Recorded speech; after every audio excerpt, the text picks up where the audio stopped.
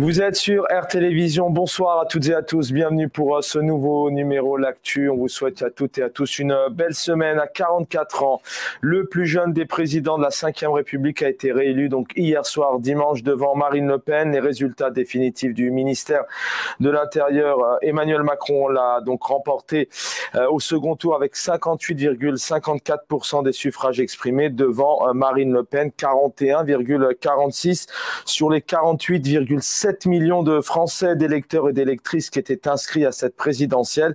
Emmanuel Macron, lui, a recueilli plus de 18,7 millions de voix, un score beaucoup moins important qu'en 2017 puisqu'il comptait alors 2 millions de voix en plus.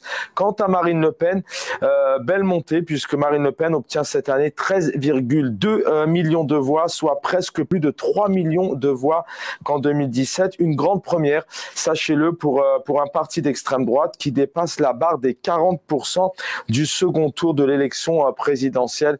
Ce n'était jamais arrivé. Un scrutin, bien évidemment, on va en parler ce soir avec nos invités, qui a été marqué par une abstention forte. On verra un graphique dans quelques instants qui revient un peu sur l'abstention de 69 à 2022. L'abstention progresse également puisqu'en 2017, 12 millions d'électeurs ne sont pas allés voter. Cette année, ils étaient 13,6 millions pour cette présidentielle 2022. Ce soir, avec nos invités, nous allons essayer de comprendre pourquoi les Français, les Françaises ne sont pas allés voter. En tout cas, pour une grande partie d'entre eux, on essaiera aussi de comprendre à quoi doit s'attendre Emmanuel Macron. Doit-il s'attendre à une grogne? Vous le savez, hein, la fête du travail, c'est le 1er mai. Souvent, il y a des manifestations, donc certainement les Français, les Françaises, du moins une partie, seront dans la rue peut-être pour prononcer leur mécontentement sur cette élection, puisqu'on sait aussi qu'il y avait des personnes pour Marine Le Pen, des personnes pour Emmanuel Macron, mais certaines personnes ont dû voter, c'est ce qu'on a pu ressentir depuis maintenant quelques jours, depuis plus de 2 semaines, ont dû aller s'exprimer en votant pour Emmanuel Macron, tout simplement pour faire face à l'extrême droite. Comment doit-il agir dans les premières semaines? On parlera aussi des législatives, puisque notamment Jean-Luc Mélenchon, lui, a appelé à être élu Premier ministre, tout simplement, c'est-à-dire qu'il faut que cette union populaire arrive avec un maximum de voix aux législatives pour faire pression à l'Assemblée nationale. Et puis on essaiera de comprendre où en sont tous ces partis qui étaient des grands partis, comme le PC fut une époque tout de même, et puis le PS, et puis cette droite républicaine. Où en est-elle aujourd'hui concernant la droite? Sachez que Éric Zemmour, lui, a appelé à l'union des droites pour l'instant. Marine Le Pen ne s'est pas encore exprimée là-dessus. Présidentielle 2022, Macron réélu et record de voix pour Marine Le Pen. Je viens de vous en parler pour ouvrir cette émission avec nous. Quel plaisir de le retrouver. Eliamine Soum, bonsoir, sociologue enseignant en relations internationales. Eliamine Soum, vous êtes le premier invité ce soir. Hier, donc 20h, est tombé le résultat. On n'était pas loin, en gros. Les estimations ne se sont pas trompées. 42, 58. On arrive aujourd'hui à 58,55, je le disais, 41,45% pour Marine Le Pen.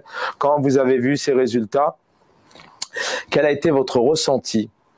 Déjà, la première chose, c'est de se dire que les sondages, depuis le premier tour, ont eu raison d'une certaine manière, et que c'était pas la surprise, ça aurait été l'inverse. Donc que le jeu de la démocratie a fonctionné. Et puis aussi, je pense que l'avance qu'avait Emmanuel Macron, elle a été confirmée au deuxième tour, quoi. Selon vous, vous êtes sociologue, hier les Français, pour en nombre encore beaucoup plus qu'en 2017, ne se sont pas exprimés. C'est quoi? C'est aussi cette jeunesse, puisque vous savez qu'en France, il faut avoir 18 ans. Depuis 2017, énormément ont eu leur majorité. Est-ce que ce sont ces jeunes qui ne votent plus? Est-ce que ce sont il paraît que les personnes âgées ont gardé dans leur culture cette volonté, surtout peut-être c'est même entré dans leurs mœurs et dans leurs habitudes. Mais quels sont ces Français qui ne sont pas allés voter, sachant que la Seine-Saint-Denis et le Val-de-Marne, qui sont au cœur de l'Île-de-France, c'est l'un des 3 départements où il y a eu le plus d'abstention. Oui, de manière générale, hein, au-delà de la France, la sociologie du vote fait que plus on est jeune, moins on vote. C'est-à-dire que voilà, on fait un petit peu la fête la veille. Donc le vote, ça, c'est pas un phénomène nouveau. En revanche, ce qui est nouveau, c'est que depuis 1848, donc depuis l'invention du suffrage universel en France, c'est-à-dire ce fameux bulletin de vote qui était un outil de pacification dans le pays, eh bien, on s'aperçoit que les derniers scrutins, il y a une crise de la représentation parce que pour beaucoup, on pense, et là ça dépasse la catégorie des jeunes, que ça n'aura pas d'impact sur que le réel. Alors pour certains, c'est que le pouvoir n'est pas au moins des politiques, mais pour d'autres, il y a aussi cette idée que de toute façon, c'est à peu près pareil, ça ne changera pas les conditions de nos concitoyens. Et puis il y a un troisième élément qui est important, c'est qu'aujourd'hui, les partis politiques sont en crise parce que c'était quand même eux qui avaient fonction de médiation, c'est-à-dire qu'on rentrait dans un parti et représentait, notamment, je pense que vous aviez évoqué le PC, des milieux populaires, et bien aujourd'hui, tout ça, il y a une véritable crise de la représentativité, et donc pour une partie de nos concitoyens, voter, ça ne va pas forcément transformer le réel, ou alors un vote blanc. Et si on y ajoute à ça le fait que pour beaucoup, c'était je me déplace, mais parce que je dois faire barrage à l'extrême droite, j'ai pas envie que le pays bascule dans quelque chose de beaucoup plus violent, qui ait des incidences sur l'image de la France dans le monde, etc. etc. Notamment envers la politique et les politiques, même parfois peut-être ce manque de conscience, ou peut-être que certains électeurs, électrices se contrefichent, ne s'en préoccupent pas du tout. C'est parce qu'aujourd'hui, les partis n'ont pas su se renouveler, n'ont pas su construire des projets à la hauteur, ou peut-être ne savent pas non plus communiquer à cette nouvelle génération, ou c'est aussi le fait qu'il y a aussi tous ces médias qui arrivent, cette communication à tout bout de champ, on mélange tout, on en parle toute la journée, qui permet peut-être de créer une cacophonie, une sorte d'incompréhension générale, notamment auprès des Français, des Françaises, peu importe l'âge, pour aller voter. Vous avez évoqué plusieurs éléments. Le premier, effectivement, c'est la manière de faire de la politique. Le militantisme après la Deuxième Guerre mondiale, c'était le militantisme ouvrier de masse. On sortait dans la rue, plutôt masculin. Et on voit aujourd'hui la manière de militer, c'est balance ton porc, c'est les réseaux sociaux.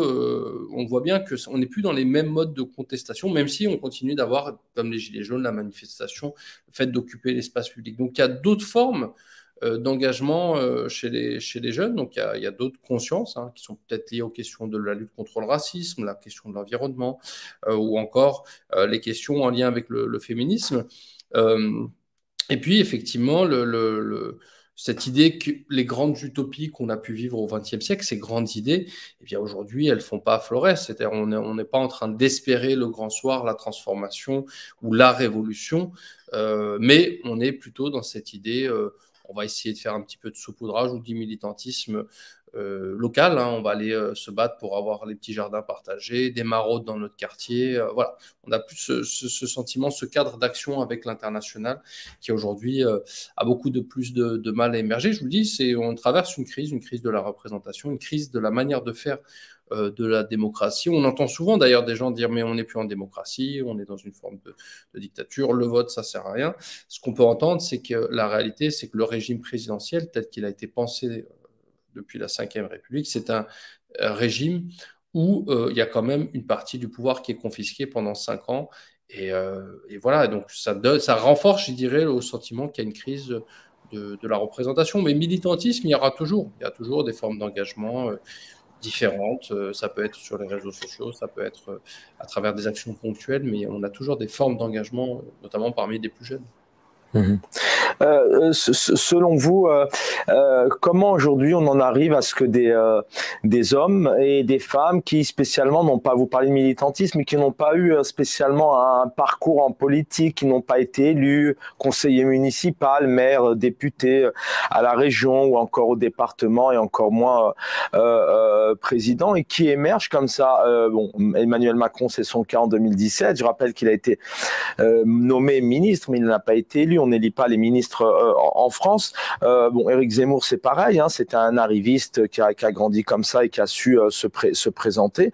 Est-ce que c'est une nouvelle forme justement de politique, de candidats comme ça, d'avoir du saupoudrage de personnes qui peut-être arriveront, ou est-ce qu'on pourrait demain retrouver des Mitterrand, des Giscard d'Estaing, des De Gaulle, des Rocard, des grands hommes, ou même des Sarkozy qui ont quand même un parcours en politique, des Hollande? Oui. Alors, il ne faut pas confondre deux choses. C'est-à-dire qu'effectivement, le parcours de De Gaulle, ce n'est pas tout à fait le même que celui de Sarkozy. Ouais. C'est-à-dire que beaucoup sont passés par la résistance, qui a été une clé d'entrée pour la politique. Alors, dans le cas de François Mitterrand, oui, c'est un vieux briscard de la politique. Mais la question que vous soulevez, c'est est-ce que finalement, on n'a pas cette espèce d'idée d'homme providentiel, personne qui arrive. Et ce qu'on voit, hein, là où je vous rejoins, c'est que les trois, on va dire le trio gagnant du premier tour, c'est effectivement Emmanuel Macron, qui est un outsider, mais qui prépare sa candidature depuis un certain nombre d'années, qui est soutenu par des milieux industriels, médiatiques, etc., qui est ministre. Ensuite, vous avez Marine Le Pen, qui, elle, est une héritière. Elle a hérité d'un parti politique, et on voit bien qu'il n'y a pas d'autres figures qui émergent, même si elle a évoqué lors de son discours hier Jordan Bardella, qui elle a une trajectoire politique, hein, député, etc., etc. Et puis on a Jean-Luc Mélenchon, qui lui est un apparatchik, qui a fait que de la politique, hein, qui n'a jamais vraiment travaillé dans sa vie, travail normal, puisqu'en France, je rappelle que les élus sont censés être bénévoles et bénéficient d'une indemnité. Il n'y a pas de travail salarié lorsqu'on est élu, c'est le cadre juridique, et Jean-Luc Mélenchon, c'est le leader charismatique. Donc la question, c'est demain, si ces trois figures-là disparaissent du champ politique, est-ce que les partis continueront d'exister? Et ça, c'est une vraie question qui se pose. On est effectivement dans des périodes un petit peu d'hommes providentiels. Est-ce que si Marine Le Pen n'est plus là, le Rassemblement national disparaît? Est-ce que si Jean-Luc Mélenchon n'est plus là, la France insoumise va disparaître? Donc ça, c'est effectivement une vraie question, mais on voit émerger. Mais ces forces, elles émergent pas de nulle part. Elles sont le fruit de l'héritage pour Marine Le Pen. Emmanuel Macron, c'est quand même il est issu d'un milieu. Et dans le cas de Jean-Luc Mélenchon, eh ben, c'est quelqu'un qui a construit toute sa vie autour de la vie, politique en France. Demain, Emmanuel Macron sortira de son repos, puisque aujourd'hui il est à la lanterne, il prend un peu de bon temps et de verdure, comme on en parle assez depuis ce matin dans les médias. Selon vous, pareil, toujours un peu en ayant un peu votre expérience d'analyse, de sociologue, comment est-ce qu'il doit évoluer dans son comportement avec les Français, peut-être être un peu plus sage, être un peu plus à l'écoute, peut-être avoir un comportement plus ouvert, parfois plus apaisé, puisqu'on sait qu'on l'a déjà vu réagir parfois d'une certaine manière, notamment dans le cadre des gilets jaunes ou de la Covid. Qu'est-ce qu'il doit peut-être changer demain pour regagner cette confiance? Et puis, comme il l'a dit hier, hein, on va l'écouter tout à l'heure, hein, œuvrer à cette unité, vivre plus heureux en France, relever des défis en évoquant des années à venir difficiles. Alors effectivement, là, il n'a plus le poids, parce que ça sera certainement son dernier mandat, donc il n'y a plus le poids de la réélection. Ce qu'on peut souligner, c'est quand même qu'il a eu un succès. Il a progressé entre 2017 et 2022, ce qui est extrêmement rare. On ne retrouve ça que chez François Mitterrand, mais qui lui a vécu la cohabitation. Donc c'est quelque chose d'assez inédit dans l'histoire, en ayant une crise sanitaire, une crise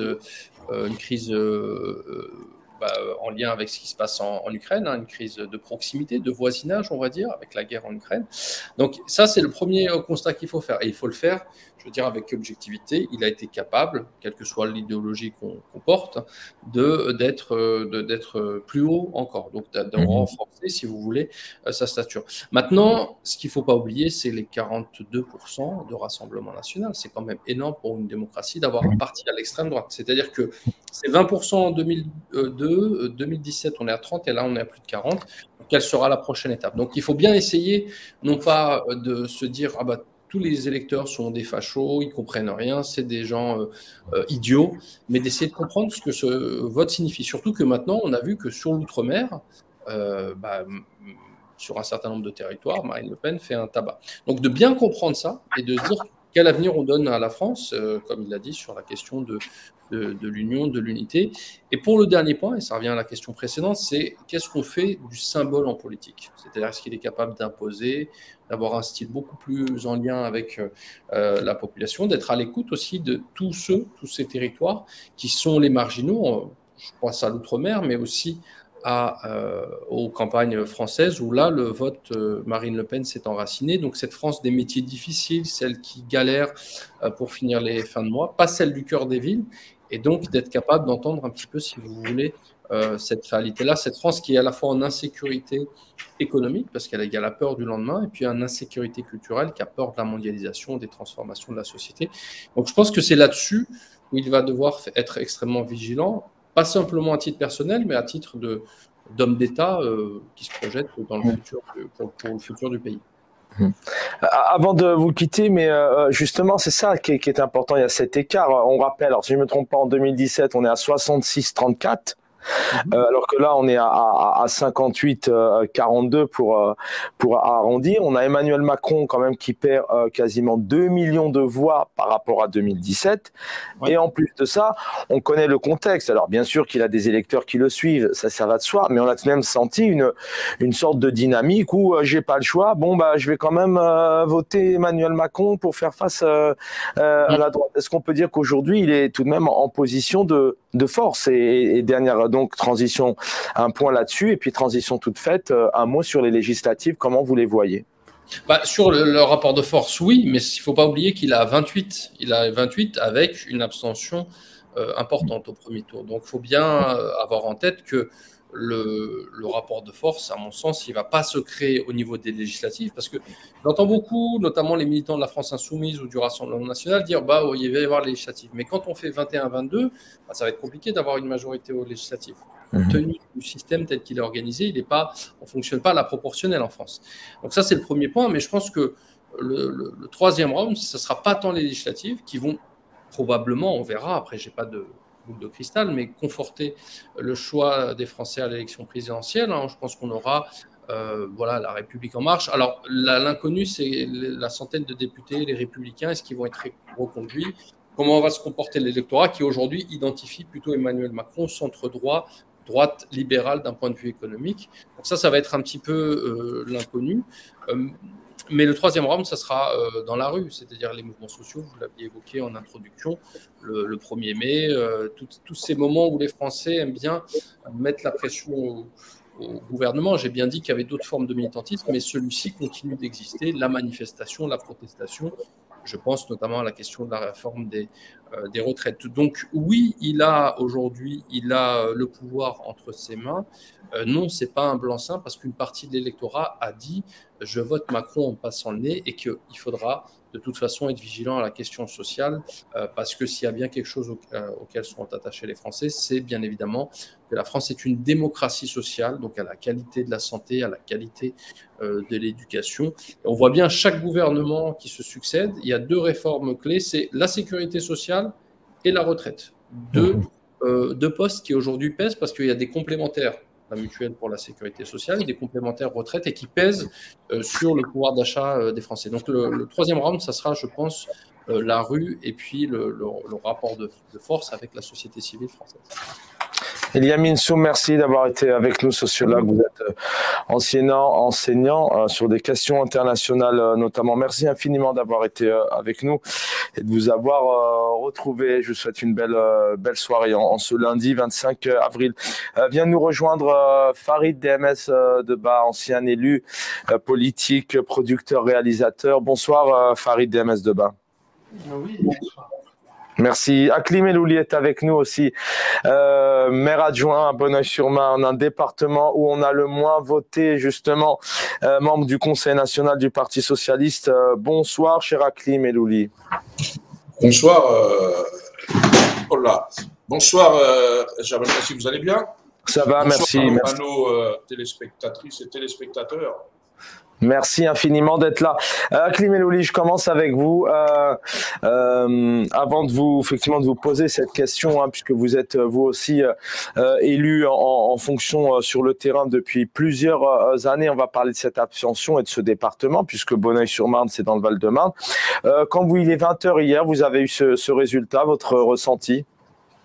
Déjà, c'est un soulagement parce qu'il y a des gens qui vont vous dire qu'effectivement, il n'y avait pas de risque, mais qui vont vous faire le calcul de le delta entre le score de Macron et le score de Marine qui est de 16 points ou je ne sais plus combien, alors qu'en réalité, c'est 50 plus une voix pour être élu à la République, donc elle est à 9 points. En fait, on voit bien la progression. Donc, il y a un soulagement, mais en même temps, eh bien, il faut que les gens entendent et que j'espère que j'ai écouté le discours du président sortant et rentrant hier soir, qui semble avoir entendu le message. Il faudra qu'il le traduise parce que, en fait, il a une lourde responsabilité parce que c'est déjà la 3e fois qu'on nous fait la digue républicaine. On ne pourra pas la faire une 4e fois, donc il va falloir bien réfléchir à ces souffrances, à ces gens qui sont fâchés, qui sont effectivement aujourd'hui en attente d'une politique plus humaine, plus juste. Et effectivement, c'est pas un blanc-seing qu'il a eu. Je pense que l'initiative doivent être un des éléments. Après, effectivement, il faut que les gens adhèrent à une politique. Il faut faire aussi des propositions. Il suffit pas de sauter, comme disait à l'époque, pour paraphraser le général de Gaulle, comme un cabri, pour qu'effectivement les choses avancent et se règlent. Donc, il faut des propositions claires. Et à mon avis, il faut que le président prenne le sens de ses responsabilités et notamment la lourde tâche qui est la sienne parce que il faut apporter des réponses. C'est que les réponses qu'il a apportées dans le précédent quinquennat ne peuvent pas satisfaire puisqu'il y a quand même beaucoup de gens qui avaient du mal à voter pour lui. Donc il faut qu'il entende cet effort qui a été fait en leur apportant des politiques plus adaptées. Alors justement, effectivement, certaines personnes ne savaient pas pour qui elles allaient voter. Certains ont parlé même entre la peste et le choléra, que faut-il choisir? Comment il a été élu ce président hier? Je rappelle qu'il a 2 millions de voix en moins que 2017. Je le disais tout à l'heure. L'écart est beaucoup moins important en 2017 entre lui et Marine Le Pen. Hein. L'écart était beaucoup plus important en 2017. Comment il a été élu ce président hier? Il a autant de soutien réellement qui suivent son programme. Il y a beaucoup d'électeurs qui se sont dit bon que voilà, l'extrême droite j'en veux pas donc je vote Macron. Quelle est votre analyse? Déjà son score de premier tour, hein, il est effectivement, c'est des gens qui ont voté pour lui parce qu'ils voulaient faire barrage tout de suite à l'extrême droite, un peu dans le vote utile, qui a été aussi sur Jean-Luc Mélenchon. En fait, on a déjà fait des analyses sur ces 3 blocs du premier tour. Sur le second tour, il a été élu, on voit bien quand même qu'il a été élu par défaut, puisqu'on n'a pas eu de vrai débat. On parlait de projet contre projet, ça c'est pas, il n'y a pas eu de vrai projet. En fait, aujourd'hui, certains se félicitent de la disparition des partis de gouvernance, comme les socialistes et la gauche en général, ou comme les républicains, anciennement la RPR et la droite en général. En fait, ils ne devraient pas trop se féliciter parce que du coup, ça ouvre la porte des populismes. Et alors qu'avant, même si on n'était pas d'accord, il y avait un projet contre projet, même si les choses n'étaient pas parfaites, mais on avait de vrais projets de société.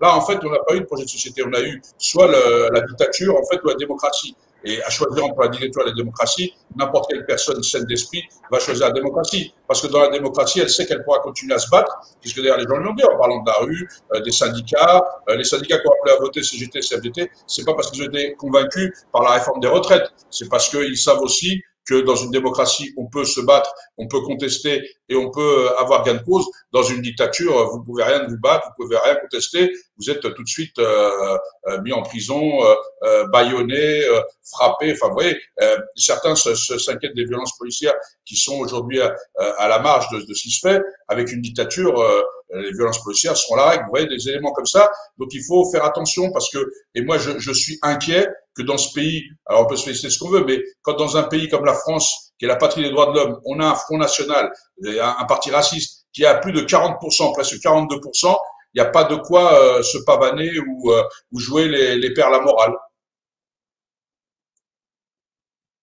Un instant, Farid DMS de bas, pareil, même question, il est 20h hier. Quel est votre ressenti lorsque vous avez vu ces 2 portraits s'afficher sur tous les écrans avec ces résultats? C'était prévisible que Macron allait être réélu. Maintenant, est-ce qu'on peut philosopher sur le fait qu'il a été bien élu, mal élu? Bon, peu importe, il est toujours en poste, il renouvelle son mandat. Bon, c'est dont acte. Maintenant, Akli l'a bien souligné, un pays comme la France qui a banalisé la parole raciste et anti-musulmane, il faut se poser des questions qui puissent à ce point drainer plus de 40% à une élection présidentielle. C'est grave. Dans le pays des Lumières, des droits de l'homme, à ce niveau-là, la lumière elle est éteinte.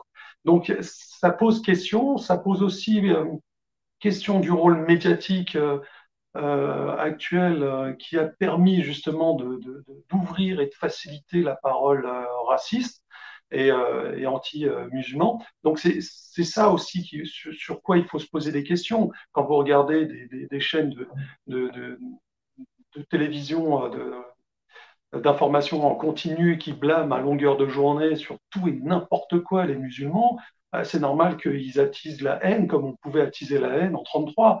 Je fais pas du tout, c'est pas anodin ce que je dis, parce que c'est vrai, là, quand on parle de pénurie d'huile et que c'est de la faute des musulmans parce qu'ils font des beignets, et dans quoi on est? Et ça, on est en France, et nul ne se soulève face à cette ouverture, cette facilité de parole indigne, dégoûtante.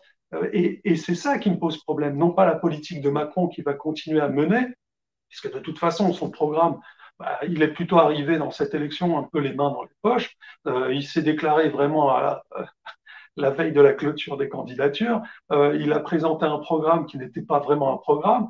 Au deuxième tour, il disait, bon, bah, écoutez, je vais piquer un petit peu par-ci, par-là, comme ça, vous allez tous vous retrouver avec moi. C'est n'importe quoi. C'est pas un projet de société qu'il nous propose. Il va faire la continuité de plus ou moins ce qu'il a commencé de faire avec son précédent quinquennat.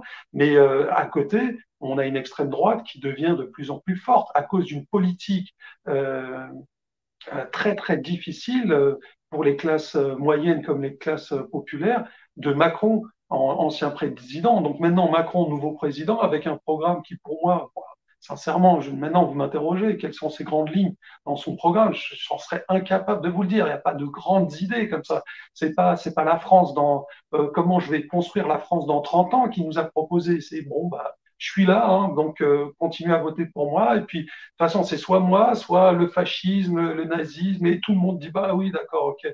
Donc, c'est pas la peste et le choléra, c'est juste une politique qui met au banc de la société les plus vulnérables, et une politique, bien sûr, qui, et elle nous rappelle la période la plus sombre de notre histoire, auquel cas, bien sûr, il ne fallait pas que ça passe. Mais à l'heure actuelle, Macron, il a perdu 2 millions d'électeurs. J'ai envie de dire seulement. C'est incroyable avec une politique qu'il a menée, qui a été faite en direction des plus riches. Il a frappé sur les classes populaires comme sur les classes moyennes. On a de moins en moins de classes moyennes, les étudiants à la soupe populaire. Non, mais c'est incroyable quand même. On a vécu quand même les Gilets jaunes, on a vécu 5 ans de souffrance, sincèrement, pour les gens les plus vulnérables, alors que normalement, dans un pays comme la France, c'est d'abord et avant tout vers les plus vulnérables auxquels il faudrait s'adresser. Parce que lorsque malheureusement on est riche, lorsque on est riche, on n'a pas besoin de l'aide de l'État. Mais lorsqu'on est pauvre, on a besoin de toutes les aides qui puissent venir. Et puis là, Macron, il n'a pas du tout aidé, bien au contraire. Donc bon, c'était pas du tout une surprise. Il y a eu encore une fois le barrage antifasciste, le Front républicain, vous l'appelez comme vous voulez, contre Marine Le Pen.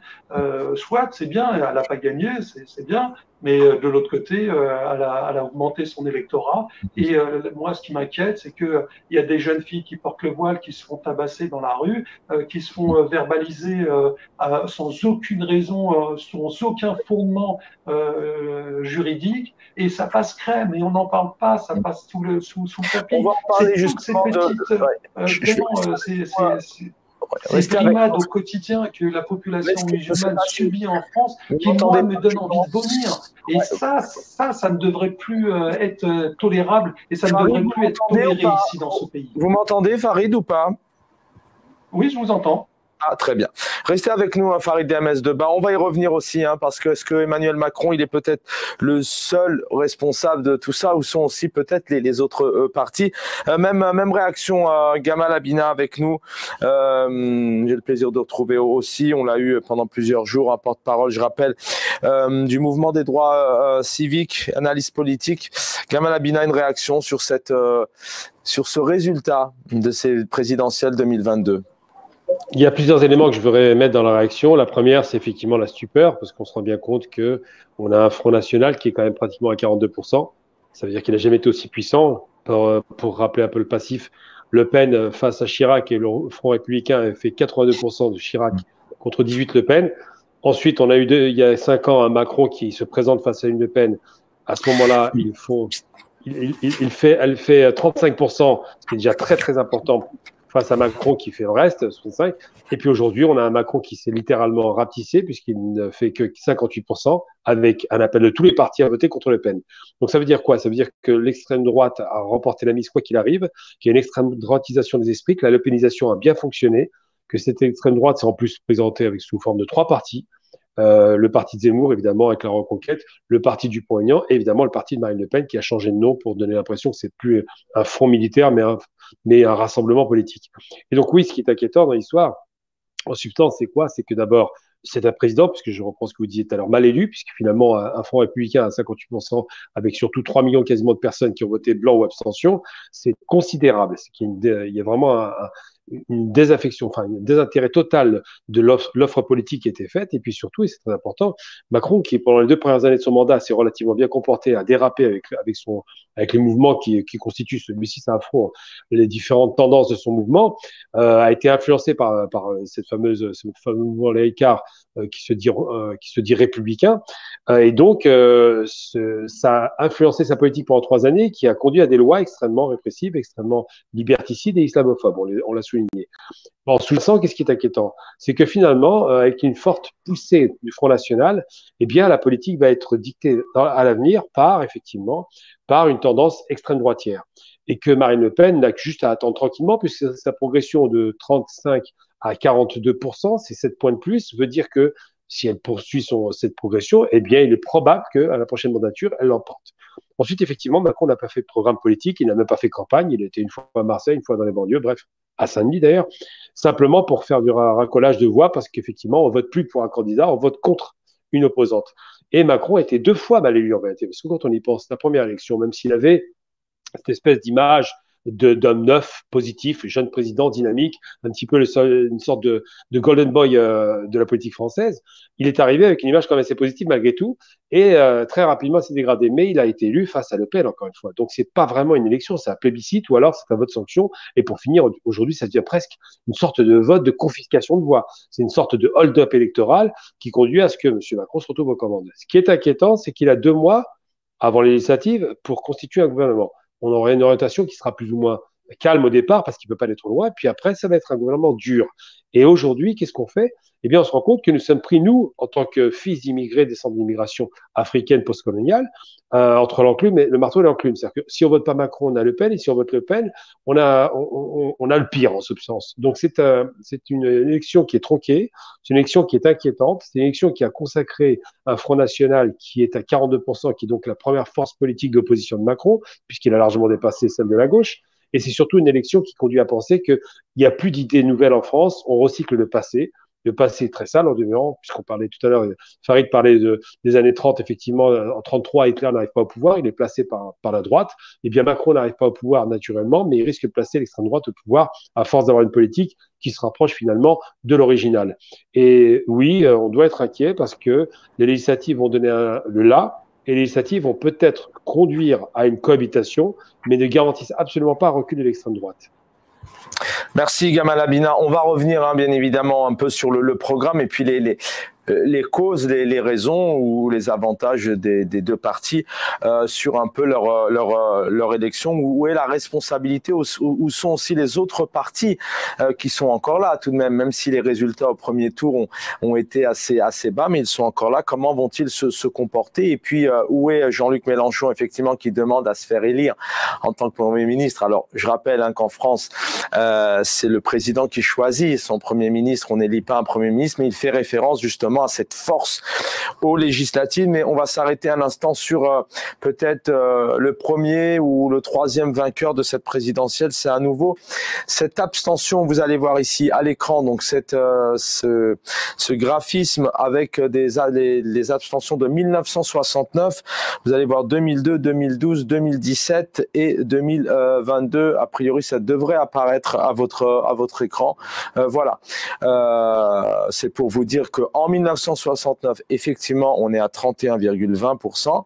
Et depuis, effectivement, c'est cette présidentielle 2022 avec comme vainqueur Emmanuel Macron qui bat des records puisqu'on est à 28,01. Donc si on enlève 69, une année d'ailleurs juste après mai 68, on est vraiment arrivé à un record. Akli Melouli avec nous, Val-de-Marnais, Akli Melouli, le Val-de-Marne, un département plein de jeunesse. Un département très populaire, un département où il y a énormément de quartiers, énormément aussi de difficultés, il y a énormément de richesses, mais c'est là où ça le moins voté aussi parmi les trois départements.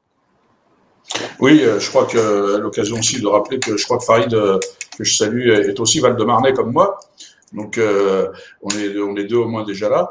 Alors effectivement, l'abstention, c'est révélateur. C'est-à-dire qu'en fait, les gens rejettent complètement la politique d'Emmanuel Macron. Ils ont beaucoup de mal. Et c'est ça le risque. Et c'est vrai qu'aujourd'hui, on ne peut pas aussi leur dire que il faut aller voter si derrière ils n'ont pas de gage. En fait, aujourd'hui, la question qui est posée, c'est quid du pouvoir d'achat, quid de la dignité humaine. On a vu aussi quand même que pendant le quinquennat, les richesses se sont accumulées, mais elles n'ont pas été partagées. Et donc la question du partage des richesses, parce qu'on ne peut pas non plus continuer à être une société que productiviste, il va falloir aussi réfléchir. Et d'ailleurs, c'est là-dessus qu'il se base sur la question des retraites. Les gens parlaient tout à l'heure, Lémi, je crois, parlait des leviers sécu-retraite. Avant le Covid, c'était à l'équilibre. Aujourd'hui, c'est parce qu'on y met un peu tout. Ils disent qu'effectivement, ils veulent une cinquième branche et pour la financer, on va la financer sur le travail, sauf que si la théorie du plein emploi qu'ils veulent développer se met à l'œuvre, il n'y aura pas de problème de financement. Et qu'aujourd'hui, on peut aller chercher d'autres sources de financement. C'est-à-dire qu'aujourd'hui, on peut aller sur les intérêts du capital, etc. On peut réfléchir à d'autres modes de financement. Et je pense que c'est là qu'on attend le président de la République. Est-ce qu'il va être capable de se mettre autour de la table avec les partenaires sociaux pour réfléchir, ou est-ce qu'il va continuer à faire une politique descendante par ordonnance, l'utilisation du 49.3? C'est là-dessus. Mais je crois que s'il va dans ce terrain-là, je pense qu'effectivement, il n'y aura pas de quatrième digue, à mon avis, républicaine. Je crois que l'important, c'est ça. Mais c'est aussi les partis de gauche qui doivent... Aujourd'hui, je parle des partis de gauche parce que il y en a qui ont théorisé les gauches irréconciliables, mais quand certains mettent de l'huile sur le feu en disant « moi, je veux bien m'associer, mais pas avec toi, pas avec lui, parce que lui », et qu'on continue à la cour de récréation, comme on l'a fait déjà en 2017, parce que si on gagne pas aussi, c'est la résultante de 2017, on a été incapable de se mettre autour de la table pour discuter d'un programme. Il s'agit pas de savoir si on aime un tel ou si on aime un tel. Il s'agit de savoir si on est capable de produire un programme pour les Français, d'avoir un programme pour l'initiative, pour justement dire aux Français, vous voyez, on a une alternative crédible à leur proposer. Il suffit pas je vous dis, de dire, on est le rempart. Donc, aujourd'hui, je finis là-dessus, c'est notre capacité à bouger. Oui, je vous garde, restez avec moi. On va revenir dans quelques instants, effectivement. Vous revenez sur 2017, sur ces négociations qui n'ont pas eu lieu pour certains. En tout cas, on l'a vu ici que peut-être que Mélenchon aurait pu passer, mais en tout cas, c'est pas le cas puisque tous les partis de gauche ont souhaité garder leur programme, leur idéologie et se présenter. Mais là, actuellement, que faut-il faire demain pour redonner espoir en la politique à toutes ces Françaises et ces Français qui ne sont pas allés voter, notamment un département comme le vôtre, c'est qu'ils ne croient plus en la politique, il n'y a plus de projet, ça ne les intéresse pas, c'est vraiment tous les mêmes et rien n'est bon. Je pense que c'est un peu à l'extrême de dire ça. Non, mais c'est vrai qu'aujourd'hui, déjà, on peut reconnaître que Jean-Luc Mélenchon a parlé aux jeunes, il les a fait venir aux urnes. C'est qu'à un moment donné, il y a plusieurs questions en fait qu'il faut répondre. Il y a la question sociétale, c'est-à-dire en fait, c'est quoi la France aujourd'hui? Il faut arrêter d'être sur des théories laïcardes du point de vue où on va s'occuper de la tenue des gens, alors que Jaurès est brillant. Et je comprends pas que les gens de gauche ne se rappellent pas ce que disait Jaurès est brillant. Quand on a voulu interdire la soutane dans l'espace public, il a dit la République ne s'occupe pas de la tenue vestimentaire. C'est pas ça la laïcité. La laïcité ne s'occupe pas de la tenue vestimentaire. Et les règles, elles sont respectées pour tout le monde. Il y a ce volet-là. Donc, est-ce qu'effectivement, aujourd'hui, qu'est-ce qui fait société? Parce qu'en fait, est-ce que c'est ce débat sur qui est français, français de papier, etc. En fait, est-ce que on est sur une communauté de destin? Et là, on est tous français parce que tous, on a le même intérêt, on poursuit les mêmes intérêts et on a envie que nos enfants vivent mieux. Et ça, c'est l'intérêt de tout le monde. Ou est-ce qu'on est encore sur des replis communautaires, sur des vieilles rancœurs et des vieux schémas du 19e siècle? Donc là aussi, il faut qu'on clarifie. Et donc, il faut que les politiques arrêtent d'être dans le et en même temps. Ce que je sais, c'est qu'à un moment donné, il faut qu'on soit clair. La laïcité n'empêche personne de pratiquer son culte, n'empêche personne de se vêtir comme il l'entend, à partir du moment où il respecte les lois de la République. Et ça, c'est la même chose. C'est comme vous avez vu sur ce sondage, qui ont dit que 60 et quelques % des croyants pensaient que la loi de Dieu est supérieure à la loi des hommes. Mais si vous êtes croyant, vous avez le droit de le croire. Justement, un croyant croit que la loi de Dieu est supérieure, et c'est normal, il est croyant. Mais par contre, il n'a pas le droit de l'appliquer. Il doit appliquer la loi de la République. C'est ça la différence. Et donc, il faut bien être explicite. Et ça, il faut que les gens l'entendent. Et ensuite, il y a l'autre élément. C'est-à-dire qu'aujourd'hui, il va falloir qu'on réfléchisse. On a quand même des jeunes qui n'arrivent pas à s'inscrire à l'université, à qui on va encore augmenter les droits d'inscription. On a des jeunes qui n'arrivent pas à aller vers l'emploi parce qu'ils manquent d'expérience et parce que la formation, elle n'est pas adéquate.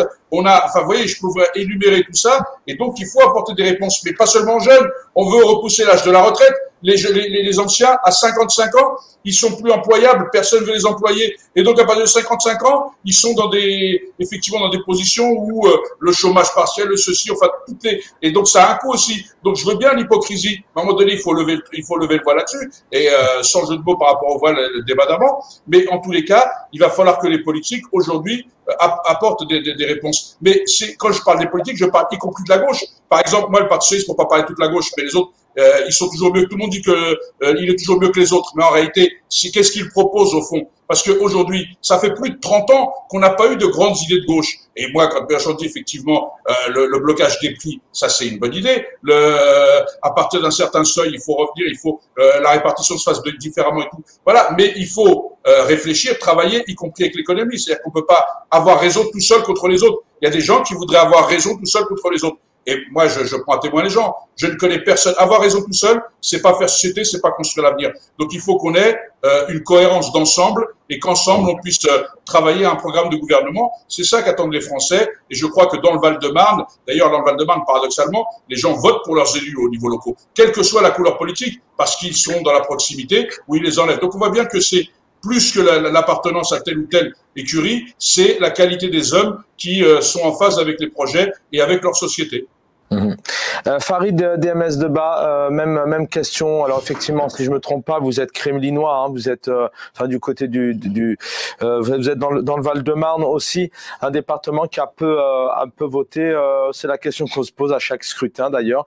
Encore une fois, quelles sont les causes? C'est ce micmac de communication des médias. On se renvoie la balle, on se chamaille et on ne comprend plus rien, on n'y croit plus. C'est qu'il n'y a plus de projet, c'est les Français ne s'intéressent plus, ils ont plus envie. Quelles sont les raisons qui poussent justement à se retrouver avec 0,1% d'abstention?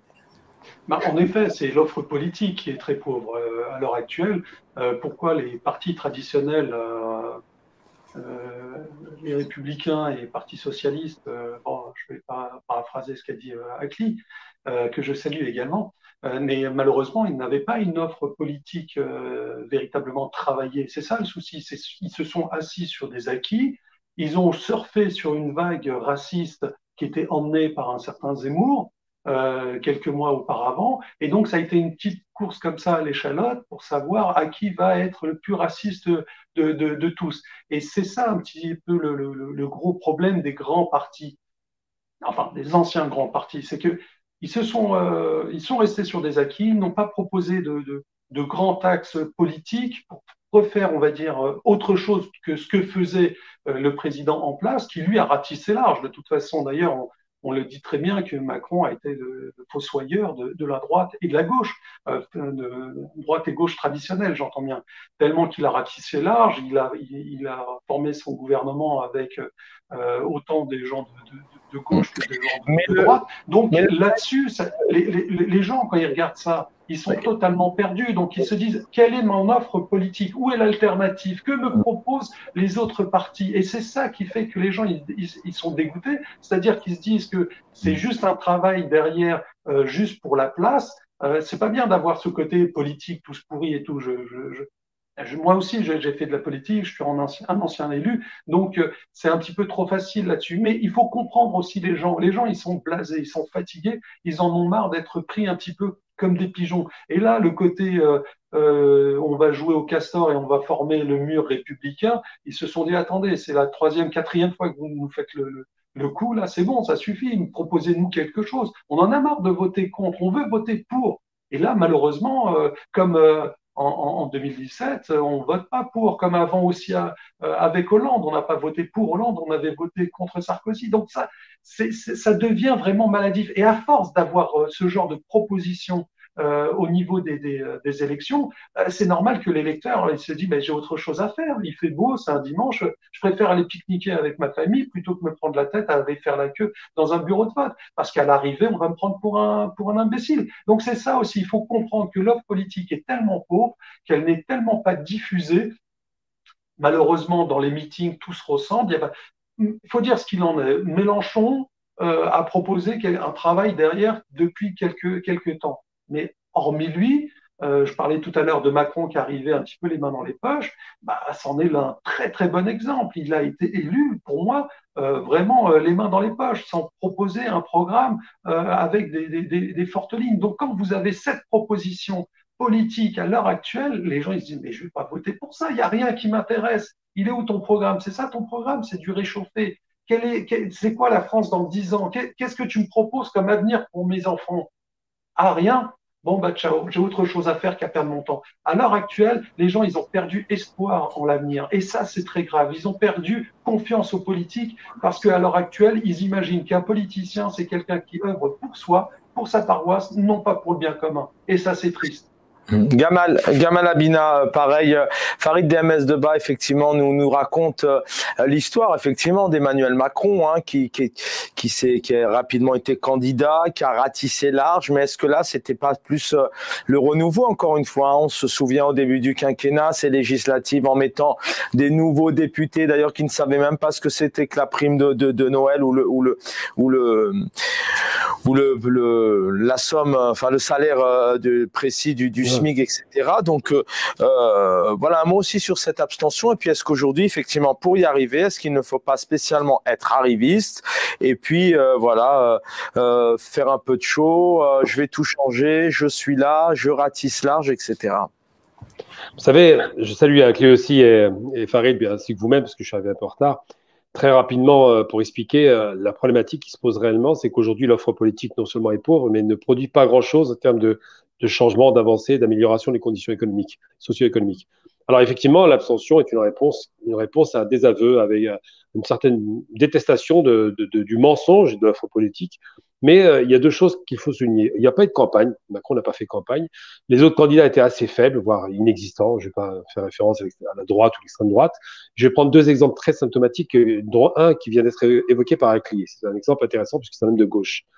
Au sortir de la Seconde Guerre mondiale, on avait installé avec le Conseil national de résistance ce qu'on appelait à l'époque, et c'est De Gaulle qui était à la manœuvre avec les communistes, le contrôle des prix. Le contrôle des prix était une réponse adaptée qu'a évoqué Mélenchon d'ailleurs, et c'est une vraie proposition qui a été faite, qui devait toucher tout le monde, contre Macron qui ne propose rien. On l'a vu dans le débat face à Le Pen, il critiquait sa proposition de baisse de la TVA. Or, la proposition d'une ultralibérale comme Macron et comme elle, de baisser la TVA, ne garantit absolument en aucun cas une amélioration du pouvoir d'achat, puisque si un prix double avec ou sans TVA, de toute façon, ça ne bougera pas, ça n'impactera pas le prix final. L'inflation ne peut pas être combattue par une baisse de taxation. Ça, c'est un mensonge, à part pour l'essence peut-être. Et concernant le contrôle des prix, effectivement, si on dit aux industriels qui ont tendance à exagérer dans les bénéfices qu'ils réalisent, qu'on va contrôler leur prix en fonction de leur production pour garantir un pouvoir d'achat, là, on commence à parler au peuple. Et le peuple aurait aimé ce genre de proposition si elle avait été dite de façon très claire. Malheureusement, on ne parle plus d'économie aujourd'hui, on parle de chiffons, de foulards, de banlieues, de délinquance mineure. Enfin, on parle de choses qui ne sont pas très sérieuses, mais les questions économiques ne sont pas abordées. Or, les Français, en règle générale, dans tous les sondages, sont toujours inquiets. La première chose qui les inquiète, c'est le chômage, la dégradation du pouvoir d'achat, les questions économiques, le lendemain qui déchante. Tout ça, c'est les lendemains qui déchantent. Tout ça, c'est des réalités qui se posent. Et lorsque l'on va voter, on se rend bien compte que l'offre, qui est déjà très faible sur un plan de la proposition, est encore plus faible sur le plan des solutions et inexistante sur le plan de la personnalité politique. C'est-à-dire que les gens qui se présentent en général, ils viennent parce que on vote quasiment pour une gueule, une belle gueule. Macron a été élu parce qu'il avait une belle gueule, mais en aucun cas parce qu'il avait un programme, il n'a pas posé. Et donc, c'est vrai que, par exemple, je vais donner une offre toute simple, que je vais donner devant tout le monde. J'ai déjà fait plusieurs fois ces propositions qui ne sera jamais retenue, évidemment. Je dis que si on veut libérer du pouvoir d'achat, il suffit simplement de diviser les prix du loyer imposés par l'État, donc les HLM et puis les grands groupes, de diviser le prix du loyer par 2, de sortir de cette spéculation qui a conduit à des surloyers considérables qui se rapprochent du modèle anglais. Ça libérerait réellement du pouvoir d'achat et on pourrait aborder facilement l'inflation à venir qui est en train de se manifester à une moyenne de 5% par mois. Eh bien, les hommes politiques ne le feront pas parce que le monde ultralibéral et capitaliste dans la France, malheureusement, est complètement imprégné. Ce monde est en train de montrer qu'ils ne veulent pas faire des efforts pour augmenter les capacités des plus pauvres pour s'en sortir. C'est-à-dire que si vous réduisez le prix du loyer, tout le monde a accès d'abord au logement et surtout, vous avez plus de moyens pour pouvoir vivre. Et tout ça, ce sont des questions qui sont réellement importantes. Des questions qui, si elles sont posées avec des réponses adaptées, pourraient séduire la population. Mais il n'y a malheureusement pas grand monde dans la classe politique en mesure de faire ça. Sauf peut-être Mélenchon qui est à l'extrême gauche et qui a tendance à avoir une position très radicale. On a vu la proposition de taxation des successions à partir de 12 millions d'euros. Mais tout ça, encore une fois, ça reste des épiphénomènes. Aujourd'hui, si les Français ne votent pas, d'abord, la majorité des jeunes ne votent en général pas, parce qu'ils ne sont pas intéressés par le fait politique. Mais si les Français ne votent plus, on voit bien le sondage que vous avez présenté. En 69, il y avait 31% d'abstention, mais simplement parce que les communistes qui étaient très puissants, ils représentaient 20% de la masse électorale, avaient demandé à ce qu'il n'y ait pas de vote en faveur de Pompidou ou de son concurrent direct. Aujourd'hui, cette question se pose avec plus d'acuité puisqu'on se retrouve dans la même configuration. On a un Macron qui n'est pas aimé. On a vu les Gilets jaunes, ça rappelle un peu 68, mais 68 avec De Gaulle. Et puis de l'autre côté, on a une extrême droite qui est détestée. Donc là, effectivement, l'offre est faible, les propositions inexistantes et le désarroi général de la population qui se sent pris en étau, qui se sent braqué dans son vote. Il a le sentiment qu'on l'oblige à voter, finit par dire vote sanction. Pire encore, on a des Maghrébins, c'est autour de 7 à 15%, on n'a pas les chiffres exacts, qui auraient voté Le Pen. Donc ça donne une idée assez inquiétante de la dérive de la démocratie. Et ce qui est très incroyable d'ailleurs dans l'histoire, c'est que c'est le pays qui a la plus vieille démocratie d'Europe, la France, avec les États-Unis, eh bien, la France, qui est le pays des Lumières, a fini par se dégrader démocratiquement, alors que les pays du Sud qui aspirent à la démocratie n'y ont pas droit. Donc la question qui doit être posée aujourd'hui, c'est qu'est-ce que vaut le fait politique? Il vaut plus grand-chose, malheureusement. Alors, on va se retrouver dans une petite minute. On va regarder 3 interventions, notamment Marine Le Pen, Emmanuel Macron et Jean-Luc Mélenchon. Et juste derrière, la question, que faut-il faire pour les législatives, justement? Faut-il parler d'union, sachant que vous allez voir ici que Jean-Luc Mélenchon, il dit clairement, entrons dans l'action pour changer de cap. Marine Le Pen, elle, qui se réjouit effectivement de ses 43%, elle parle d'une éclatante victoire. Et puis le président, donc sortant mais réélu, appelle à œuvrer à cette unité. Alors il nous reviendra ensemble d'œuvrer à cette unité par laquelle seuls nous pourrons vivre plus heureux en France et relever les défis qui nous attendent. Les années à venir, à coup sûr, ne seront pas tranquilles. Ne vous résignez pas. Au contraire, entrez dans l'action. La démocratie peut nous donner de nouveau le moyen de changer de cap. Le 3e tour commence ce soir. Les idées que nous représentons arrivent à des sommets un soir de second tour d'élection présidentielle. Avec plus de 43% des voix, le résultat de ce soir représente en lui-même une éclatante victoire. De retour sur Air Télévision. Donc ce soir, nous revenons sur cette victoire d'Emmanuel Macron. Akli Melouli, maire adjoint à Bonneuil-sur-Marne, dans le Val-de-Marne. Vous êtes aussi vous êtes membre du Conseil national du Parti socialiste.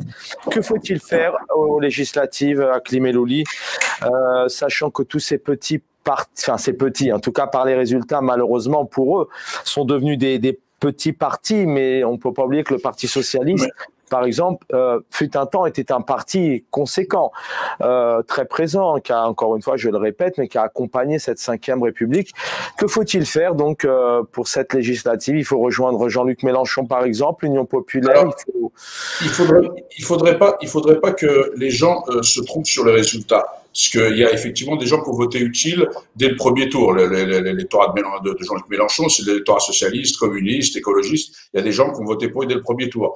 Ensuite, quand vous dites c'est devenu un petit parti, effectivement, les résultats à 75, c'est pas ce qu'on peut dire à la vérifier, mais après, c'est aussi les candidats qui peuvent incarner ou pas.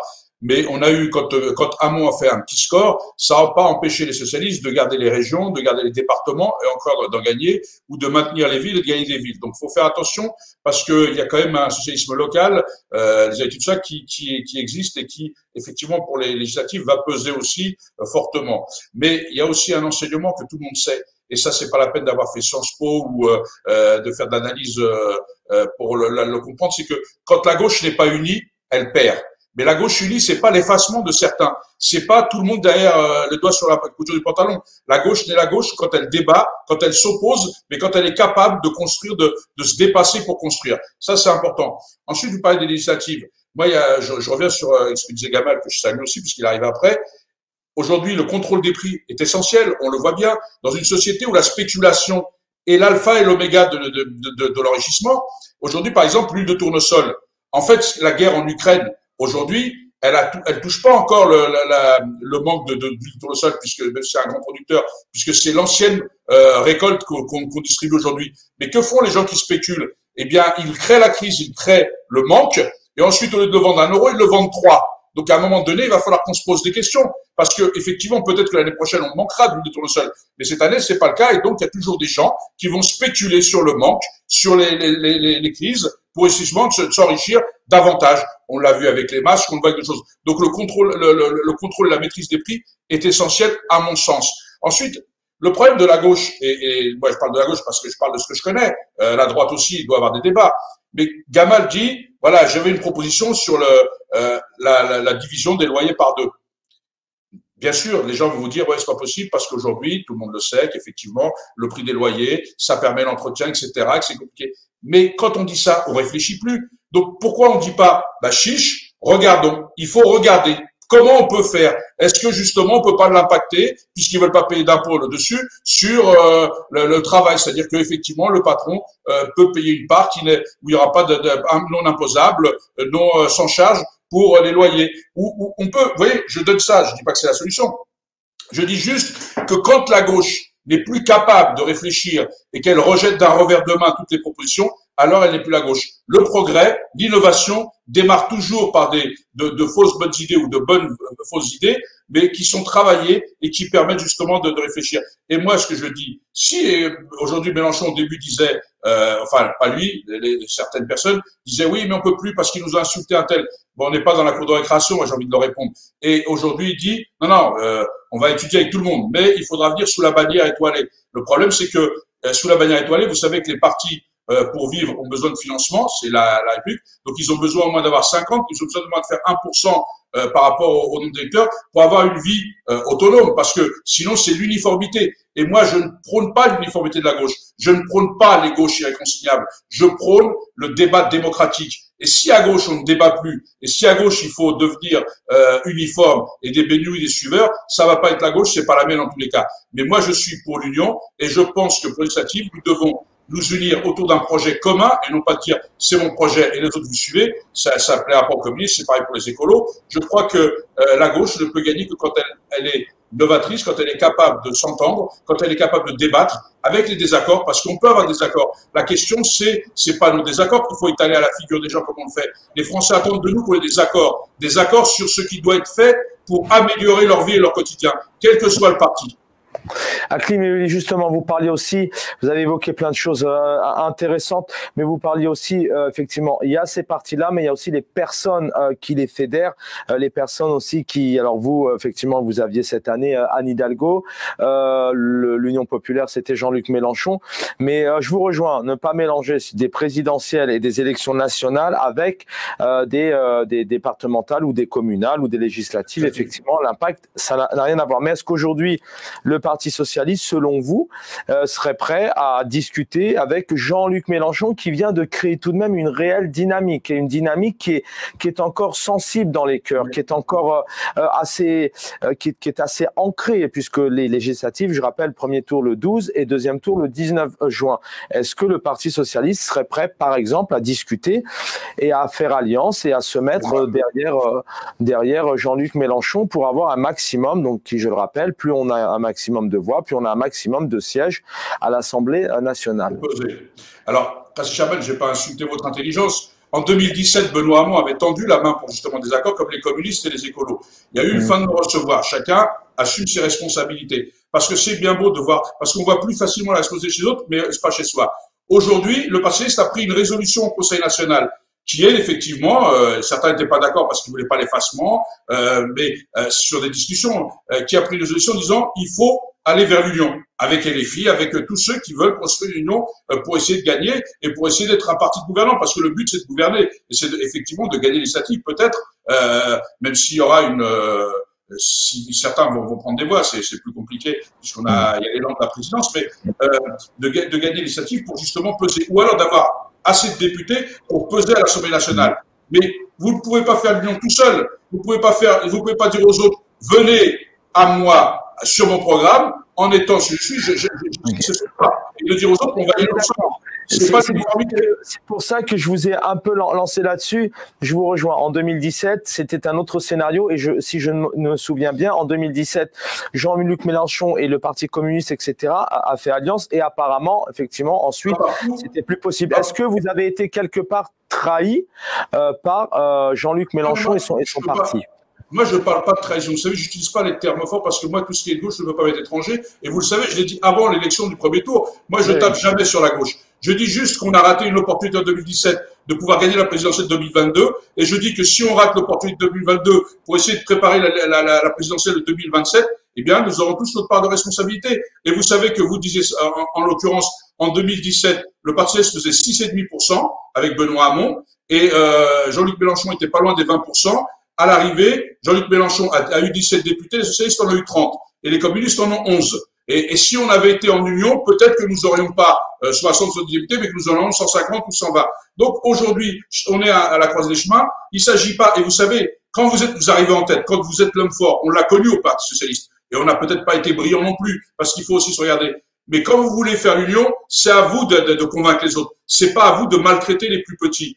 Voilà, nous on avait le PRG, on a d'autres partenaires. Donc aujourd'hui, effectivement, vous l'avez dit, est-ce que nous serons en capacité de le faire? Malheureusement, moi je ne suis pas décideur national, mais au niveau local, nous on arrive à travailler dans l'union avec tous ceux qui veulent construire, et parfois on n'y arrive pas, et ben on n'est pas d'accord, on le dit, mais au moins on le dit sans amertume, sans frustration et sans rancœur, mais on en assume la responsabilité et on en assume l'échec, parce que en fait, il faut être plusieurs pour avoir un échec. Et moi je vous le dis, je ne fais pas partie de ces gens qui donnent des leçons à tout le monde, qui veulent avoir raison. Moi, je suis sur le terrain, je milite depuis plus de 30 ans, et même beaucoup plus sur ces questions de diversité. Quand j'étais d'accord avec mon parti, je le dis. Quand je ne suis pas d'accord, je le dis. Mais en tous les cas, sur le terrain, je suis avec les gens. J'essaie de faire ce que je peux. J'essaie de me regarder dans une glace, et je ne donne surtout pas de leçons aux autres, parce que le but, si on commence à être à donneur de leçons, je ne crois pas qu'on soit dans les gens qui rassemblons, qui bâtissons. Allez, il nous reste une petite vingtaine avec vous trois, j'espère pouvoir vous garder. Même réaction pour Farid DMS de bas. J'aimerais aussi, avant la fin de l'émission, qu'on puisse évoquer que doit faire Emmanuel Macron demain, puisqu'aujourd'hui il est élu président de la République. Quels sont ses chantiers en priorité selon vous? Que doit-il faire pour faire en sorte que les Français, les Françaises subviennent à leurs besoins, pour résumer un peu rapidement leur quotidien? Farid DMS de bas, comment Comment vous voyez, vous, ces législatives, justement? Il y a des appels assez forts. Éric Zemmour a même appelé à une union des droites, clairement, pour peser un peu plus. Voilà, je voudrais avoir un peu votre vision. Alors, je vais rejoindre un petit peu ce qu'a dit mon camarade Akli. C'est que l'ancrage local n'est pas du tout la même que la résonance nationale. Donc, c'est un petit peu se fourvoyer que de croire que en faisant alliance par rapport à une décision nationale, ça va impacter sur le local. Parce qu'il y a des gens, par exemple, je ne sais pas, on va prendre Anne Hidalgo qui a fait un score ridicule, mais il y a des gens, des députés, qui, eux, ont un vrai ancrage local, qui ont une aura de par leur travail depuis de nombreuses années auprès de leur électorat, qui, eux, vont être réélus sans aucun problème et ne reflètent pas du tout l'action d'Anne Hidalgo au niveau national. Idem pour Pécresse, qui, elle, représente les LR, mais il y a des candidats, des députés LR qui sont, on va dire, ancrés localement depuis des décennies, vraiment, hein, c'est le cas de le dire, et qui sont totalement indéboulonnables. Et je ne pense pas qu'un accord au niveau national va changer quelque chose. Donc, les questions comme ça, au niveau des... Farid DMS de bas, question très scolaire. Comment vous expliquez, vu que vous mettez ça sur, effectivement, vous l'évoquez, comment vous expliquez effectivement que sur des municipales, donc des maires, sur des élections législatives, effectivement, vous avez raison, hein, l'ancrage n'est pas le même. On peut faire confiance localement plus à son parti LR ou Parti Socialiste ou PC. Et à la fois, il y a un gros décalage lorsque c'est une présidentielle. En une minute là-dessus, comment vous l'expliquez? Et je vous laisse terminer après. Je pense sincèrement que les gens font le distinguo entre un travail local et au niveau national. Au niveau national, on a un projet pour un pays. Au niveau local, c'est beaucoup plus, on va dire, ciblé. Donc, on est plus, on va dire, en adéquation avec les attentes de son territoire. Donc, c'est là-dessus aussi qu'on peut perdre des électeurs et ne pas se retrouver dans une offre politique, même si on vote pour son député. On va pas forcément voter pour la même couleur au niveau des présidentielles. Ça, c'est totalement vrai, parce qu'on a un autre rapport avec, que ce soit son maire, que ce soit son député, un petit peu plus vrai par rapport à son maire. La plupart n'ont pas, notamment dans les territoires ruraux, n'ont pas d'étiquette politique, et ça va très très bien. Donc, bon, c'est comme ça que je l'analyse. Gamal Abina avec nous, pareillement, c'est législative le 12 et le 19 juin. C'est un enjeu important puisque un peu moins de 500 députés vont siéger tout de même pour légiférer, voter des lois. Comment vous voyez ces législatives et puis comment vous voyez quelque part la place de ce président qui est là, effectivement, qui appelle tout de même à une unité, qui a été élu, je rappelle, avec 2 millions de voix en moins. L'écart est beaucoup moins important avec Marine Le Pen qu'en 2017. Comment vous voyez ces législatives et puis la fragilité aussi peut-être de ce président qui demain pourrait peut-être amener à prendre un Premier ministre ou une Première ministre de l'opposition? Alors déjà, il y a plusieurs choses. Déjà, la première chose, c'est le vote frontiste très élevé qui peut influencer la politique de M. Macron, qui était déjà très influencé quand il a fait son premier mandat. Ensuite, sur la question de cette élection, il a sans doute fait une erreur, à mon sens, puisqu'il a décalé l'élection présidentielle pour avoir 2 mois pour la législative. Et ça rappelle un petit peu la dissolution de 97 de Jacques Chirac, lorsqu'il dissout l'Assemblée nationale pensant qu'il avait le vent en poupe. Et finalement, il s'est retrouvé coincé avec une cohabitation qu'il a conduit par la suite, d'ailleurs, à faire une réforme pour qu'il n'y ait plus de cohabitation possible et qu'on se retrouve avec un président élu pour 5 ans, comme le Parlement pour 5 ans. Là, en l'occurrence, Macron a fait une erreur. Il a décalé. Ça donne 2 mois de vraie campagne, puisqu'il n'y a pas eu de campagne. Donc, il y aura une vraie campagne qui va démarrer. La guerre en Ukraine, on s'y est habitué. L'augmentation des prix est en train de démarrer. Les difficultés économiques sont en train d'être observées par les plus pauvres. C'est un président qui, on disait, mal élu. Oui, mal élu, puisqu'il y a eu des bagarres hier à Nantes ou à Paris. C'est pas de grosses bagarres, mais quand même, c'est la première fois que ça arrive sous la Ve République qu'un président soit élu et que ça se finisse en bagarre dans la rue. On est dans quelque chose de très inquiétant. Donc oui, qu'est-ce qui va se passer? Jean-Luc Mélenchon a donné là et il s'est pas trompé. Il a dit, faites de moi votre Premier ministre. Pourquoi? Parce qu'il sait que s'il obtient ce que Akli, je comprends la lecture d'Akli par rapport à son attachement au PS, mais quoi qu'il en soit, s'il obtient cette fameuse union de la gauche qui avait été observé à l'époque avec Mitterrand en 72 avec le programme commun, donc un programme en commun de tous les partis, où ils se mettent d'accord sur ce minimum syndical. S'il obtient cette fameuse union de la gauche, il y a fort à parier, puisqu'en ancrage local, c'est bien que, enfin, il le rappelle, les députés sont bien installés très souvent, que Macron s'effondre, parce que ces députés, eux, par contre, ont été extrêmement médiocres. On a bien vu les différentes sorties à l'Assemblée, c'était assez hallucinant. Ils étaient aphones, et quand ils parlaient, c'est pour dire des bêtises. Eh bien, les députés de la classe politique traditionnelle vont revenir en avant, vont reprendre du poil de la bête, et il est probable qu'avec des alliances locales, ça se passe autrement. Après, c'est vrai que l'ancrage local des députés n'est pas le même que celui des municipales. Donc, je fais une distinction quand même. La députation, ça reste quand même la chambre d'enregistrement de la décision législative à l'Assemblée nationale. Donc, ça reste quand même très connecté au pouvoir, puisque quand les députés sont majoritaires dans un parti, ils ont le gouvernement.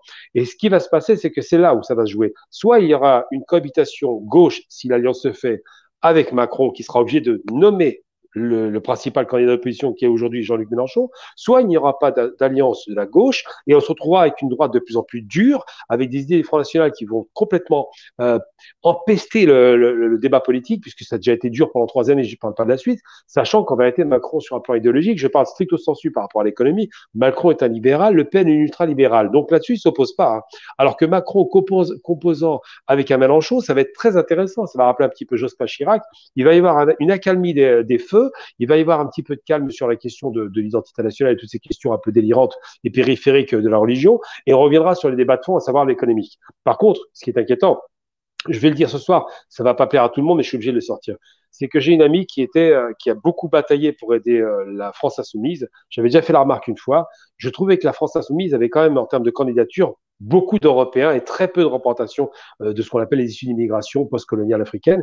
Aujourd'hui, c'est encore pire. C'est-à-dire que des gens qui sont des personnalités locales qui se sont battues pendant les 5 années avec Mélenchon ont vu parachuter dans leur circonscription des gens d'origine européenne. Je vais donner le nom de la personne parce que c'est une très bonne amie qui a été largement impactée, c'est Sabrina Nouri, donc je tiens à lui rendre hommage. Elle a été écartée de sa propre mandature qui était prévue.